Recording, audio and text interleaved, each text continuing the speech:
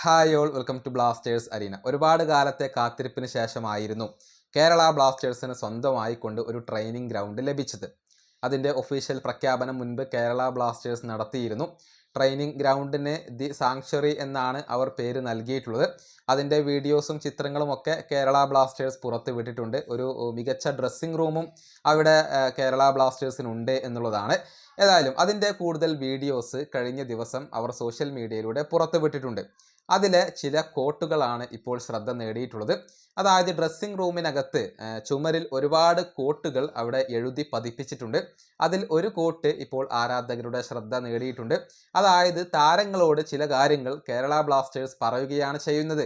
അത് ഇങ്ങനെയാണ്: ജീവിതത്തിലെ ഒരുപാട് ബുദ്ധിമുട്ടുകളും ഭാരങ്ങളും വെല്ലുവിളികളും മറക്കാൻ വേണ്ടിയാണ് ഓരോ കേരള ബ്ലാസ്റ്റേഴ്സ് ആരാധകനും സ്റ്റേഡിയത്തിലേക്ക് മത്സരം വീക്ഷിക്കാൻ വേണ്ടി വരുന്നത്. അവർ കഷ്ടപ്പെട്ട് സമ്പാദിച്ച പണം ഉപയോഗിച്ചുകൊണ്ടാണ് അവർ ഇങ്ങോട്ട് വരുന്നത്. അത് സന്തോഷത്തിന് വേണ്ടിയാണ്. അവരെ നമ്മൾ മടക്കി അയക്കേണ്ടത് പുഞ്ചിരിയോടുകൂടിയാണ്, അല്ലാതെ ദുഃഖത്തോടു കൂടിയും കണ്ണീരോട് കൂടിയും അല്ല.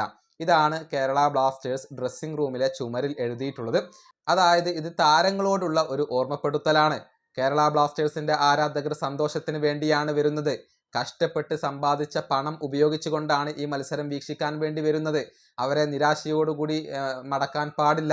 അവർക്ക് വേണ്ടി മത്സരം വിജയിക്കേണ്ടത് നമ്മുടെ കടമയാണ് എന്നാണ് ക്ലബ്ബ് മാനേജ്മെന്റ് ഇപ്പോൾ താരങ്ങളെ ഓർമ്മപ്പെടുത്തുന്നത്. അതിനു വേണ്ടിയാണ് ചുമരിൽ ആ ഒരു കോട്ട് അവർ പതിപ്പിച്ചിട്ടുള്ളത്. ഏതായാലും ഇതിപ്പോൾ ആരാധകർക്കിടയിൽ ശ്രദ്ധ നേടിയിട്ടുണ്ട്. ഈ വീഡിയോയുടെ അവസാനിപ്പിക്കുന്നു. അടുത്തൊരു വീഡിയോയിൽ വീണ്ടും കാണാം.